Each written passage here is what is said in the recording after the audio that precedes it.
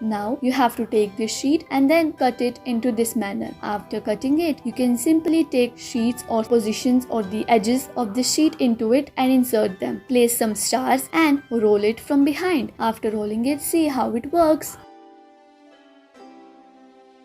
Now you have to take these stapler pins and you have to start making it into this manner. After doing so, you have to place them, and in this block manner you have to place them. After placing them all together, you can insert the last staple pin and then just don't ensure that any gap is left, and you are done with this.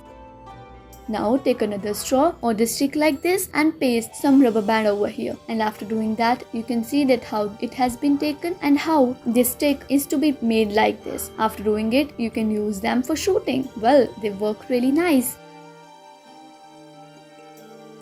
Roll this tissue paper, and after rolling it, you simply have to make this. After doing so, you can see that how perfectly we have placed this rubber band over here, and after doing it, you can make the face of this bunny and ears too. Hope you guys enjoyed this video. Thanks for watching.